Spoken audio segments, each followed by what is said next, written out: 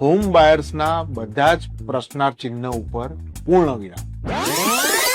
આ એ જ જગ્યા છે જ્યાં વિડીયો બન્યો હતો, પણ પાછળ તમને બુક્સ જોવા મળી રહી છે. જગ્યા બદલાઈ ગઈ છે, મારો લુક ચેન્જ થઈ ગયો છે, મારું ડ્રેસિંગ ચેન્જ થઈ ગયું છે.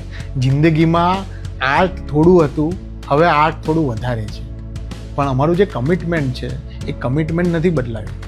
કમિટમેન્ટમાં આર્ટ એડ થયું છે, કમિટમેન્ટ પૂરું થયું છે. તમે કોઈ દિવસ જોયા જ ના હોય એવા બંગલા બની ગયા છે.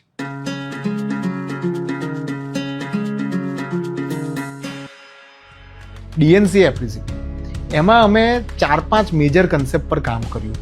એક તો ગ્રાઉન્ડ ફ્લોર ઉપર નો વ્હીકલ ઝોન. આખા પ્રોજેક્ટની જે જગ્યા છે એટલું જ મોટું બેઝમેન્ટ, અને એમાં visitor car parking, members car parking, દરેક બંગલોની ઇન્ડિવિજ્યુઅલ એલિવેટર, મોટી સાઇઝના બેડરૂમ્સ, સારી સાઇઝના સરસ ડિઝાઇનર વોશરૂમ્સ, અને મસ્ત કિચનની જગ્યા, કોર્ટયાર્ડ, ઘરની આગળનો ગાર્ડન, ક્યુરેટેડ ડિઝાઇન, આગળનો સેન્ટ્રલ ગાર્ડન, આ બધું અમે આપ્યું. અને જોડે ડિઝાઇનમાં એક એવી વસ્તુ આપી જે કદાચ અમે એ વખતે કમિટ નથી કરી.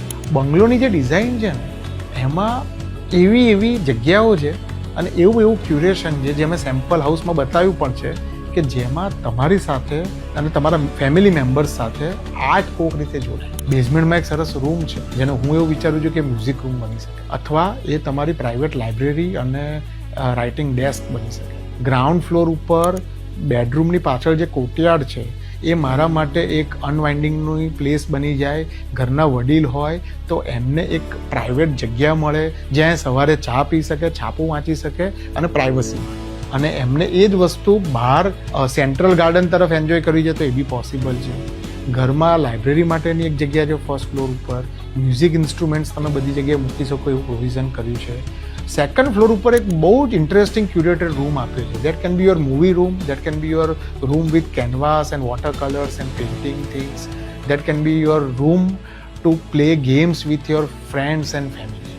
એટલે એક્ટિવિટીઝ, આર્ટ અને એ જ પ્રમાણે ઘરની ડિઝાઇન, જેને કારણે તમને ઘરમાં રહેવાની મજા આવે અને તમને ઘરને માણતા જિંદગી માણવાની મજા આવે.